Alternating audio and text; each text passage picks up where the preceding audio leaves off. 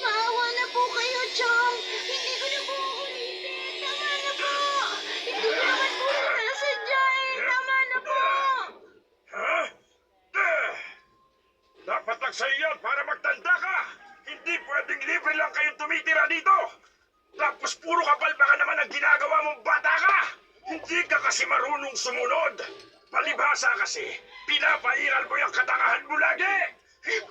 Opo, Chong. Susundin ko na po lahat ng pinag-uutos niyo. Huwag niyo na lang po akong saktan. Dahil sa ginawa mong kapalpakan, hindi ka kakain ngayon. Doon ka matutulog sa kulungan ng baboy. Huwag po, Chong. Maawa na kayo sa akin. Ayoko po doon. Hindi! Sa ayaw at sa gusto mo, doon ka matutulog. Kung tutusin, kulang pa parusan yun sa'yo. Walang nagawa ang 10 taong gulang na si Mara habang kinakaladkad siya ng tiyuhin papunta sa likod ng bahay.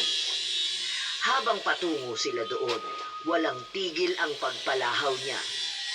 Nang malapit na sila sa kulungan ng mga baboy, narinig ni Mara ang sigaw ng may kasamang pag-iyak ng kanyang lola Crisanta. Agad namang napahinto ang tiyuhin sa pagkaladkad sa kanya. Lumuwag din ang pagkakahawak nito sa kanya, kaya napatakbo siya palapit sa kanyang lola, sabay ng mahigpit na yakap dito. Lola, tulungan niyo po ako. Hindi ko naman po sinasadya eh. Ayoko pong makulong sa kulungan ng mga baboy. Nakikiusap ako sa iyo. Kung ano man ang nagawa ng bata, ako na lang ang parusahan mo. Huwag na ang apo ko. Hindi pa niya kaya ang trabaho dito, kaya lagi siyang pumapalpak. Ako na lang ang parusahan mo sa bawat pagkakamali niya. Kaya hindi natutukoy ang apo mo eh. Lagi mong sinasalo mga kapalpakan niya. Hoy, kayo maglola. Ayusin niyo ang trabaho niyo dito sa bahay kung ayaw niyong ipatapon ko kayo sa kalye. Maliwanag ba? At ikaw tanda, huwag mo na ulit hahayaan na makagawa pa ng kapalpakan niyang apo mo. Dahil kung hindi, pareho kayong mananagot sa akin. Oo, pangako, hindi na mauulit ang nangyari. Babantayan ko na ang mga galaw niya. Tinapunan pa sila ng matalim na tingin na maglola bago tumalikod si Ronaldo. Lalo namang napahagulgol ng iyak si Mara.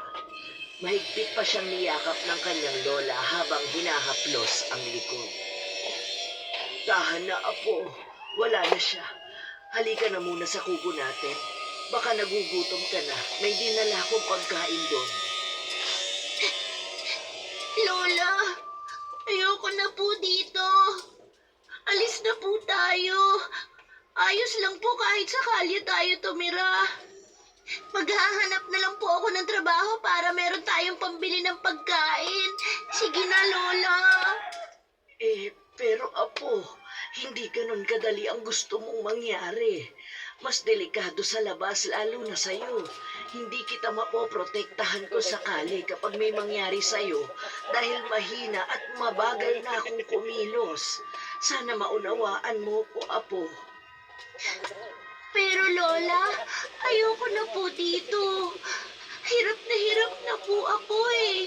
Hindi ko na kaya ang ginagawang pananakit sa atin ni Chong. Konting tiis na lang, apo ko. Pangako, gagawa ako ng paraan para maging maayos na ang kalagayan mo. Ayokong mawala sa mundong to na hindi ka nalalagay sa maayos. Magtiwala ka sa akin. Patuloy namang umiyak si Mara. Parang mapupugto na ang hininga niya sa sobrang paghihinagpis na nararamdaman. Lalo namang hinigpitan ni Lola Crisanta ang yakap sa apo.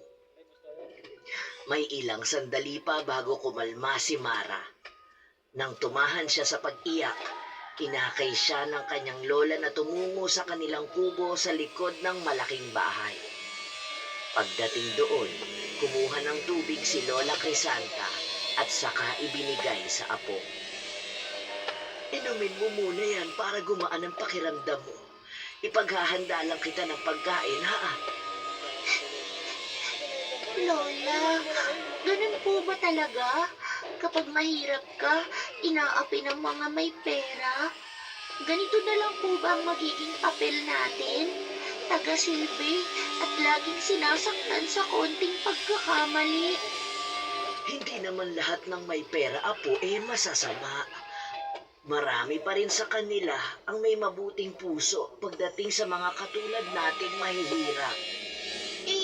Bakit ayaw po ninyong umalis tayo dito? Maghanap na lang po tayo ng ibang amo na maraming pera. Hindi kasi ganun kadali ang gusto mong mangyari, apo. Paano kung hindi madali? Aalis lang naman po tayo dito, di ba? Nag-aalala po ba kayo na hindi tayo payagan? Pwede naman po tayong tumakas. Mababa lang naman po yung pader na aakyatin natin. Tutulungan ko po kayo makasampa. Ang mabuti pa, apo, kainin mo muna tong pagkain. Kailangan ko na kasing bumalik sa malaking bahay.